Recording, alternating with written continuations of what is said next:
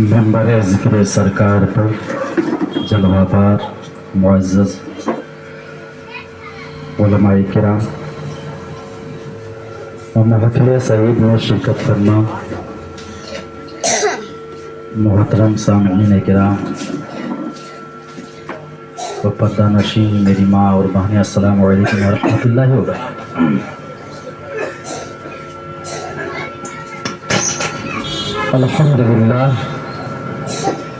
الحمدللہ نحمد اللہ العلی العظیم ونصلی ونسلم علی حبیبہ الکریم وعلی آلہ وصحبہ ومن اتبعہم اجمعین اما بعد،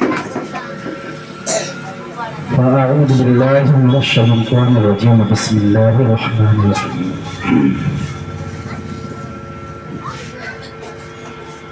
فقد قال اللہ تبارک و تعالی فی القرآن المجید والفرقان الحمید، انما یخشی اللہ من عبادہ العلماء۔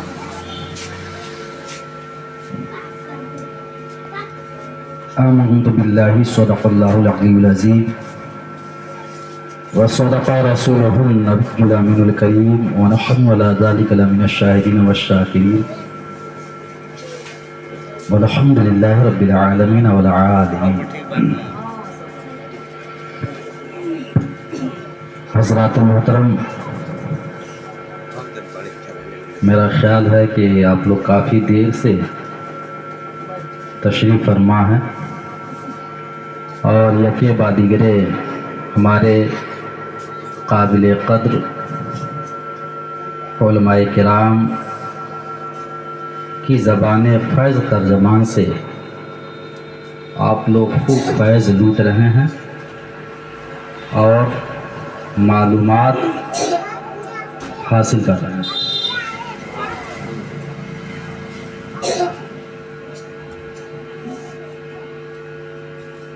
ان علماء کرام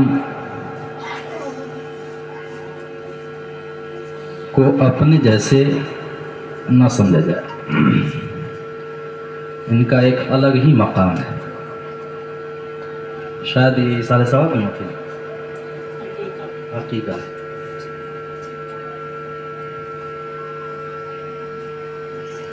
ان علماء کرام کے بغیر فی زمانے نہ کوئی بھی دینی کام کا سر انجام پا جانا بہت مشکل ہے۔ کوئی بھی کام ہونے والا ہے دین کا، ان کے بغیر نہیں ہونے والا۔ حد تو یہ ہے کہ حدیث پاک میں آیا ہے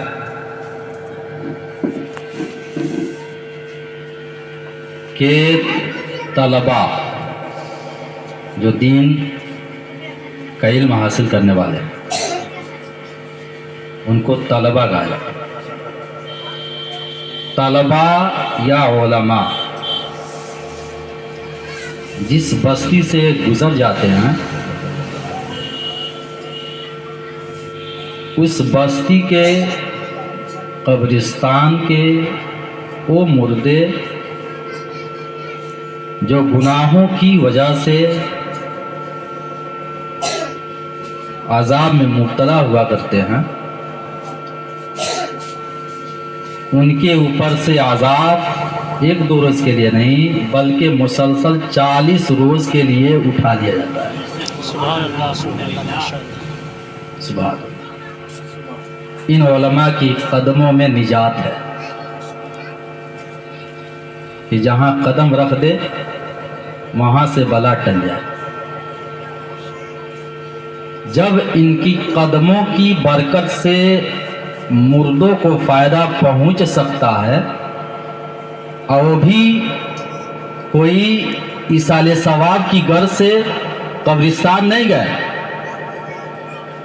کسی کی قبر پر جا کر کھڑے نہیں ہوئے، بلکہ اپنے مقصد سے ایک بستی کے اندر داخل ہوتے ہیں اور پھر سے گزر جاتے ہیں، نکل جاتے ہیں، ادھر سے گھسے ادھر نکل گئے، اپنے غرض سے گئے، تو یہ حال ہے۔ اگر کسی کے قبر پر جا کر کچھ پڑھ کر اس کو ثواب پہنچا دیں تو بخشش کا عالم کیا ہوگا؟ سبحان اللہ ماشاء اللہ۔ اپنے مقصد سے جائے تو بخش دیے جائے۔ تو جب ان کی قدموں کی برکت سے مردے فائدہ اٹھا سکتے نا،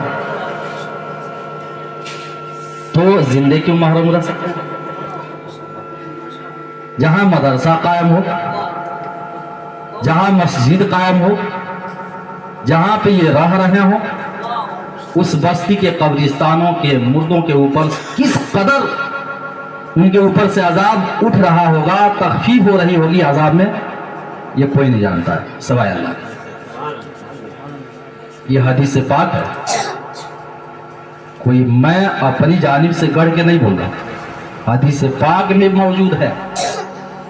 الترغیب والترہیب نام کی ایک حدیث کی کتاب ہے، اسی میں یہ حدیث پاک مذکور ہے نا۔ تو یہ ان علماء کو معمولی نہ سمجھیں۔ قرآن مقدس میں اللہ نے ارشاد فرمایا قل هل يستوي الذين يعلمون والذين لا يعلمون۔ اللہ فرماتا ہے قرآن مقدس میں، ان کی فضیلت واضح فرماتا ہے۔ آپ ان کی فضیلت ملاحظہ فرمائیں، ان کی فضیلت کیا ہے، ان کا مقام اللہ نے کتنا اونچا بنایا۔ اللہ فرماتا ہے قل هل يستوي الذين يعلمون والذين لا يعلمون، خود اللہ فرماتا ہے۔ کیا مطلب ہوا؟ ان کی فضیلت بھی بیان کرا رہا ہے اپنے محبوب سے، سبحان اللہ۔ اللہ فرماتا ہے محبوب آپ اپنی زبان سے ان کی فضیلت بیان فرمائیں اور بتا دیں هل يستوي الذين يعلمون والذين لا يعلمون، کہ جو لوگ علم والے ہیں وہ اور جو علم سے محروم ہیں وہ کبھی برابر نہیں ہو سکتے۔ اس کا مفہوم ہے، اس کا ترجمہ یہ ہوا کہ کیا اہل علم اور جو علم والے نہیں ہیں دونوں برابر ہو سکتے ہیں؟ نہیں ہو سکتے، ہے نا؟ تو جب ایک علم والا ایک بے علم یہ دونوں برابر نہیں ہو سکتے ہیں، برابر، تو اونچا کیسے ہو سکتا ہے؟ جب برابر ہی نہیں تو اونچائی کیسے پا سکتے ہیں؟ ایک عالم سے بڑھ کر کوئی نہیں ہو سکتا ہے نا؟ جب نبی کے امت کے علماء کا یہ مقام ہے کہ ان علماء کی طرح کوئی نہیں ہو سکتا، تو پھر نبی کی طرح کوئی ہو سکتا ہے؟ ہمارے نبی کی طرح کوئی کیسے ہو سکتا ہے؟ آج کہتے ہیں کہ نبی ہماری طرح ہے، نبی کسی کی طرح نہیں ہے اور نہ نبی کے جیسا کوئی ہے۔ اعلیٰ حضرت فرماتے ہیں کہ خلق سے اولیاء، اولیاء سے رسول اور رسولوں سے اعلیٰ ہمارا نبی۔ خلق سے اولیاء، خلق مانے ہر پیدا کی ہوئی چیز کو کہتے ہیں۔ اللہ نے جتنی چیزیں پیدا کی ہیں وہ ساری چیزیں خلق کہلاتی ہیں، انہی کو مخلوق بھی کہا جاتا ہے۔ اور ان سب میں اشرف، اکرم، لائق تعظیم، رتبے والا انسان کو بنایا۔ تو انسانوں میں بھی سب برابر نہیں ہے، بلکہ ان میں بھی کیٹیگری ہے۔ ہاں اولیاء ہیں، اولیاء سب کی طرح نہیں ہیں، وہ الگ ہی ہیں۔ انسان وہ بھی ہیں۔ اب سوچئے ایک باپ اور بیٹا دونوں برابر ہیں؟ باپ باپ ہوا کرتا ہے، بیٹا بیٹا ہوا کرتا ہے۔ یوں ہی ایک عام آدمی اور پھر ان میں ایک ولی، یہ دونوں برابر کیسے ہو سکتے ہیں؟ ہے نا؟ تو خلق سے اولیاء، اولیاء بہو وچن ہے ولی کا، ایک ہو تو ولی، ایک سے زیادہ ہو تو اولیاء بولا جاتا ہے۔ تو خلق سے اولیاء، ہاں جتنی مخلوقات ہیں اب خاص کر انسان ان سے اولیاء، اور اولیاء سے رسول، اور اولیاء سے رسول۔ ہاں اللہ نے پیغمبروں کو بھیجا دنیا میں ہدایت کے لیے، رسول، اور رسولوں سے اعلیٰ ہمارا نبی۔ بتائیے سرکار کا مقام کتنا اونچا ہے، تو سرکار کی طرح بھی کوئی نہیں ہو سکتا ہے۔ ان علماء سے محبت کیجیے، اس لیے کہ اگر کچھ نہیں کر سکتے ہیں تو حدیث پاک میں آیا، سرکار نے فرمایا کم از کم یہ تو ہو سکتا ہے کہ ان سے محبت کیجیے۔ ہاں سرکار نے فرمایا اُعْدُ عَالِمًا او متعلما او مستمعا او محبا فلا تكن الخامس فتهلك، او كما قال علیہ السلام۔ حضور نے ارشاد فرمایا یا تو عالم بن جاؤ، عالم نہیں بن سکتے تو عالموں کی خدمت میں آؤ اور ان سے علم حاصل کرتے رہو، بیٹھو مت، علم حاصل کرو، عالم بن جاؤ یا علم حاصل کرنے والا بن جاؤ۔ او مستمعان، یہ نہیں ہو سکتا تو کم از کم عالم کوئی بات کہے، مستمعان غور سے سننے والا بن جاؤ۔ دیکھیے ایک ہوتا ہے سامع، اگتا نہیں نہ رہا ہے، ایک ہوتا ہے سامع عربی میں، ایک ہوتا ہے مستمع۔ دونوں کا معنی ہوتا ہے سننے والا، دونوں کے معنی کیا ہوتا ہے؟ سننے والا۔ سامع اسی کا بہو وچن ہے سامعین، اسی لیے کہا جاتا سامعین کرام، ہے نا، ہے سننے والا، ہے نا۔ تو سامع ہے نا، اس کا بھی معنی سننے والا، اور مستمع اس کا بھی معنی سننے والا، لیکن فرق ہے، سامع اور مستمع میں فرق ہے۔ سامع اس کو کہا جاتا ہے ہاں جو سنے مگر کوئی ضرور نہیں کہ وہ غور ہی سے سن رہا ہو، سننے والا تو ہو مگر کوئی ضرور نہیں کہ غور سے سننے والا ہو۔ جیسے یہاں بہت سارے لوگ بیٹھے ہیں، کوئی ضروری ہے کہ جو بھی ہم باتیں بول رہے ہیں سب وہ غور سے سن رہے ہیں؟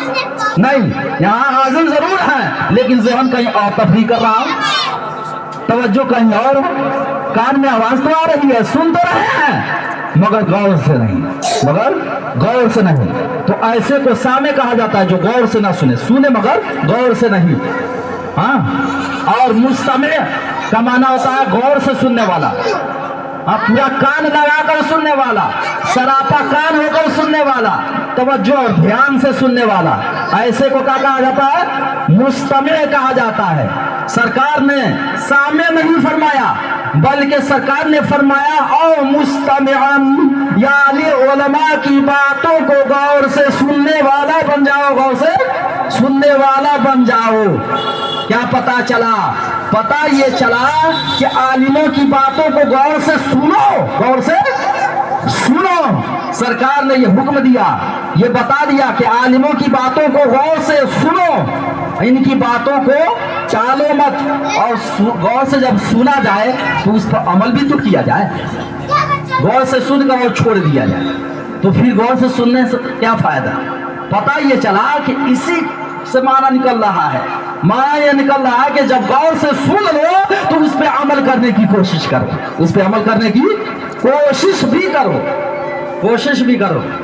اب سوچئے جو لوگ ان علماء کی برائی کرتے ہیں، ہاں ان علماء کی توہینیں کرتے ہیں، ہاں ان کی باتوں کو نہیں سنتے ہیں، منمانی کرتے ہیں، ان کا انجام کیا ہوگا؟ سرکار نے اسی حدیث پاک میں بیان فرما دیا، او محبا، عالم نہیں بن سکتے، کوئی ضرور نہیں کہ سارے لوگ عالم ہی بن جائیں، اسی لیے سرکار نے آپشن دیا، یا تو عالم بن جاؤ یا علم حاصل کرنے والا بن جاؤ، علم کا حصول کا سلسلہ جاری رکھو، یا کم از کم مستمعن، کبھی کبھی موقع مل جائے ان عالموں کی بارگاہ میں جانے کا تو ان عالموں کی باتوں کو غور سے سنو اور عمل کرو۔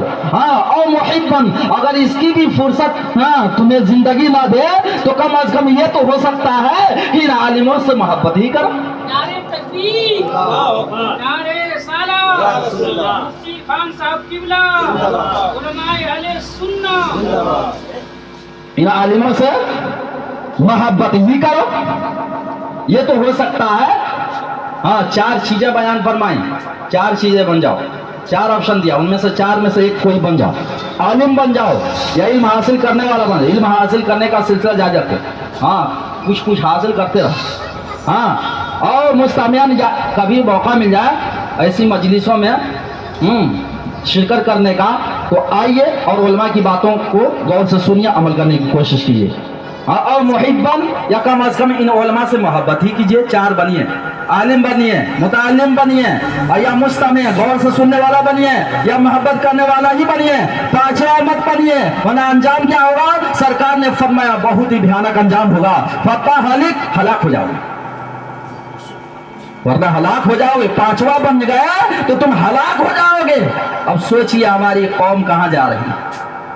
इन उलमा के दामन से वाबिस्ता होकर जिंदगी गुजारने की कोशिश कीजिए, इसलिए कि जिसने सरकार की ज़ियारत नहीं की है, सरकार ने फरमाया जिसने आलिम की ज़ियारत की गोया उसने मेरी ज़ियारत की। मन ज़ारा आलिमन फकान्नमा ज़ारनी, जिसने आलिम की ज़ियारत कर ली उसने मेरी ज़ियारत कर ली, उसने मेरी ज़ियारत कर ली। सरकार की ज़ियारत बहुत मुश्किल है, इसलिए अगर सरकार की ज़ियारत से फैज़याब होना चाहते हैं तो उनके नाइबीन की ज़ियारत कर लीजिए। सरकार ने फरमाया उसने मेरी ज़ियारत कर ली।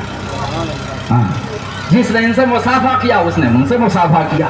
हाँ? जब इनका ये मकाम है तो सरकार का मकाम क्या होगा? सरकार का मकाम तो ये है कि अगर सरकार का मकाम तो बयान करना बहुत ही मुश्किल है, लेकिन एक झलक में पेश कर दे रहा हूं कि सरकार का मकाम तो ये है कि अगर सरकार इस दुनिया में तशरीफ नहीं लाए होते तो शायद ही हम आप होते ही।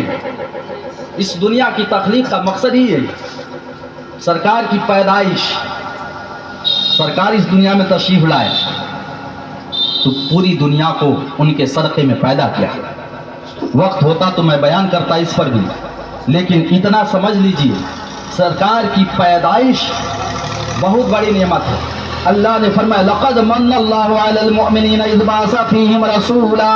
अल्लाह ने फरमाया कि मोमिनों पर अल्लाह ने एहसान फरमाया, मोमिनों पर, मुसलमानों पर अल्लाह ने एहसान फरमाया है। कैसे?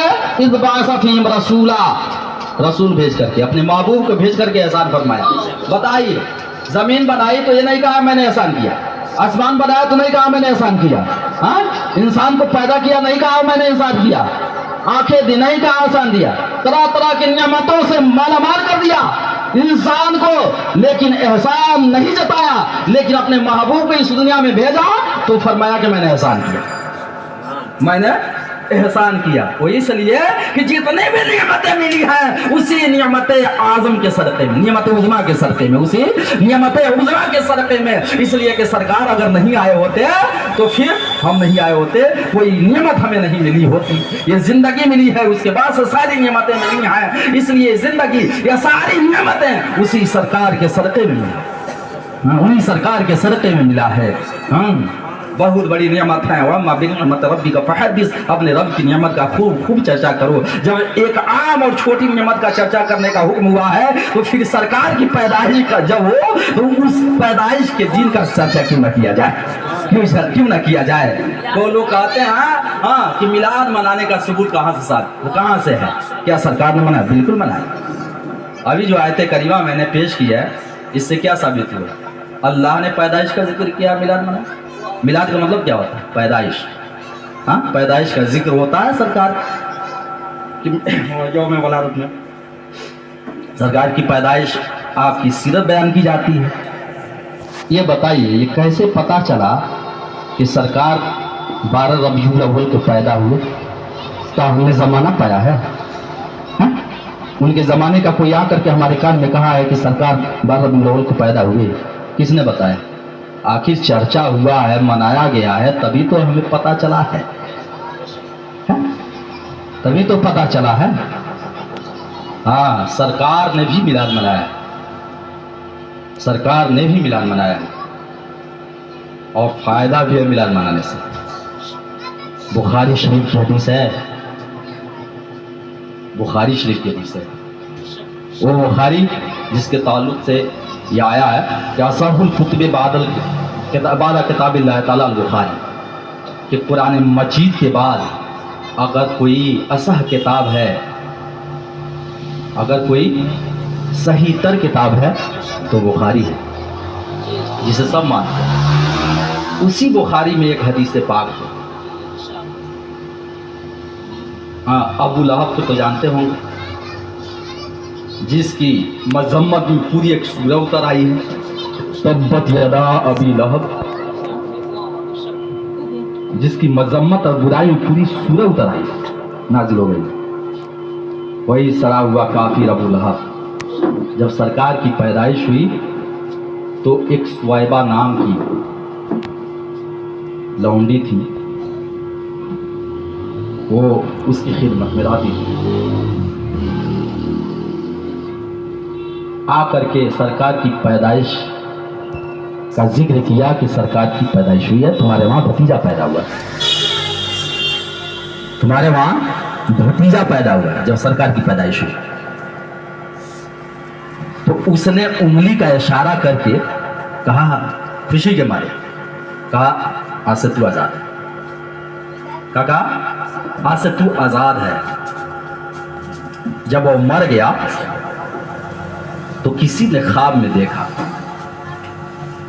تو پوچھا، اے ابو لہب تمہارا کیا حال ہے؟ تو اس نے کہا حال مت پوچھو، بہت برا حال ہے۔ ہاں اتنا ضرور ہے کہ جس دن میں نے جس انگلی کے اشارے سے اپنی باندی سویبہ کو آزاد کیا، جب وہ دن آتا ہے تو اس انگلی سے پانی نکلتا ہے، اور اسے میں جب چوس لیا کرتا ہوں تو میرا حلق تر ہو جایا کرتا ہے، تر ہو جایا کرتا ہے، جبکہ کافر کو آخرت میں کوئی فائدہ پہنچنے والا نہیں ہے۔ لیکن دیکھیے میلاد منانے کا فائدہ یہ ہے کہ اگر کافر بھی منائے تو اسے فائدہ ہو، تو ہم عاشق رسول کیوں نہ منائیں؟ ہم عاشق رسول کیوں نہ منائیں؟ یہ بخاری شریف کی حدیث ہے، اگر کسی کو چاہیے ثبوت تو میں بخاری پیش کر سکتا ہوں، موبائل میں لے کر چلتا ہوں، گھر پہ بھی الحمدللہ۔ ہاں لیکن کوئی مانگ لیتا ہے ثبوت، مانگ دیتا ہے ہاں کہ ثبوت دیجیے، تو پیش کرنے کے لیے موبائل میں رکھنا پڑتا ہے۔ موبائل کا ایک فائدہ یہ بھی ہے، نقصان بھی ہے اور فائدہ بھی ہے نا۔ تو میلاد منانے کا یہ فائدہ ہے، اور بھی بہت سارے فائدے۔ ہاں سرکار، بس یہ آخری بات ہے، میں اپنی بات کو ختم کر رہا ہوں۔ سرکار سے پوچھا گیا کہ یا رسول اللہ سوموار کے دن آپ روزہ کیوں رکھتے ہیں؟ سویلا ان صوم الاثنین، سرکار سے پوچھا گیا یا رسول اللہ سوموار کے دن روزہ رکھنا کیسا ہے؟ اب دیکھیے، جیسے رمضان کے دنوں میں ایک صحت مند آدمی مسلمان ہو اور روزہ نہ رکھے تو کسی کو بھی تعجب ہوگا، ہر کس و ناقص کو تعجب ہوگا، اپنے بیگانے سب کو تعجب ہوگا کہ آخر وجہ کیا ہے کہ ہٹا کٹا معلوم ہوتا ہے شریر سے اور روزہ نہیں رکھتا، کھا پی رہا ہے۔ تعجب کی بات ہوگی کہ نہیں ہوگی؟ تو جس طرح سے رمضان کے دنوں میں ایک صحت مند مسلمان کا روزہ نہ رکھنا تعجب خیز ہے، تعجب کی بات ہے، اسی طرح سے رمضان کے علاوہ کسی دن روزہ رکھے کوئی تو یہ بھی تعجب کی بات ہوگی۔ تب تعجب میں ڈال دے گا کہ آج کون سا عظیم دن ہے، عظمت والا دن ہے کہ آج روزہ رکھا جا رہا ہے کہ نہیں؟ اسی لیے صحابہ کرام کو بھی تعجب ہوا کہ یا رسول اللہ سوموار کے دن کیوں روزہ رکھ رہے ہیں، آج کون سا عظمت والا دن ہے نا؟ تو سرکار نے فرمایا کہ فی یوم فی ولدت، ہاں یہی وہ دن ہے کہ جس دن میری پیدائش ہوئی، سبحان اللہ، یہی وہ دن ہے سوموار کا دن کہ اس دن میری پیدائش ہوئی۔ کیا ثابت ہوتا ہے؟ ثابت یہ ہوتا ہے کہ سرکار نے اپنا میلاد خود منایا ہے، اپنا میلاد خود منایا ہے۔ مسلم شریف کی یہ حدیث ہے، ہاں سرکار نے فرمایا کہ اسی دن میری پیدائش ہوئی، ہر سوموار کو روزہ رکھ رہے تھے۔ تو بتائیے سرکار ہر ہفتے اپنا میلاد منائے تو کوئی اعتراض نہیں، اگر ہم سال میں ایک بار مناتے ہیں تو کیوں اعتراض ہوتا ہے؟ کیوں اعتراض ہوتا ہے؟ تو آج ہم بھی میلاد مناتے ہیں، یہ بھی سرکار کی سنت ادا کرتے ہیں۔ سرکار کی سنت ادا کرتے ہیں. اب کوئی اعتراض کر سکتا ہے تو سرکار نے تو روزہ رکھ کر کے میلاد منایا ہے, آپ کھا پی کر کے روزہ مناتے ہیں, میلاد مناتے ہیں, ہاں میلاد کی خوشی مناتے ہیں. تو اس کا بھی جواب ہے. جواب یہ ہے, بس ایک جملے میں جواب دے کر اپنی باتوں کو ختم کروں گا. جواب یہ ہے ہاں کہ سرکار نے اپنے غریب امت کا بھی خیال رکھا, اپنی غریب امت کا بھی خیال رکھا. سرکار کو پتا تھا کہ سارے لوگ اگر میں کھلا پلا کر کے پھر اپنا میلاد مناؤں تو ہو سکتا ہے آنے والے میرے غلاموں میں کوئی ایسا بھی ہو ہاں جو اس حیثیت کا مالک نہیں کہ کھلا پلا کر میرا میلاد منا سکے. اس لیے روزہ رکھ کر منایا. ان کے لیے ایک سنت قائم کر دی کہ اگر کوئی کسی کے پاس کچھ بھی نہیں ہے میلاد منانے کے لیے, اگر صرف روزہ رکھ لیتا ہے تو یہ بھی میری سنت ہے. اس طرح سے بھی میرا میلاد منا سکتا ہے, اس طرح سے بھی میرا میلاد منا سکتا ہے, میری میلاد پر خوشیوں کا اظہار کر سکتا ہے. کچھ بھی نہیں ہے, ہاں چاہتا ہے میری سنت پہ عمل کرنا, میلاد منانا, تو روزہ رکھ لے. جس طرح سے روزہ رکھنا ثواب کا کام ہے اسی طرح سے کھلانا بھی ثواب کا کام ہے.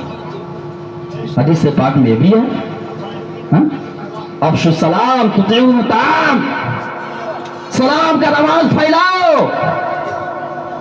تقرأوا السلام علی من عرفت ومن لم تعرف, جسے تم پہچان رہے ہو اسے بھی سلام کرو, جسے تم نہیں پہچانتے لیکن حلیہ سے وہ صاحب ایمان معلوم ہوتا ہے اس کو بھی سلام کرو, اس کو بھی سلام کرو.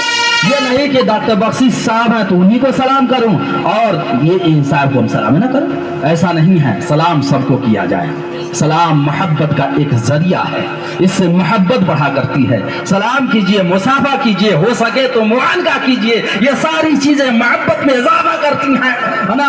تو جس طرح سے سلام کرنا ثواب کا کام ہے, روزہ رکھنا ثواب کا کام ہے, اسی طرح سے سرکار نے فرمایا تطعموا الطعام, بھوکوں کو کھلانا بھی ثواب کا کام ہے, اپنے بھائیوں کو کھلانا بھی ثواب کا کام ہے نا. تو روزہ رکھ کر سرکار نے میلاد منایا اور یہ بتا دیا کہ روزہ رکھنا بھی ثواب ہے, پیدائش والے دن ثواب کا کام کرو, عذاب کا نہیں, ہے نا.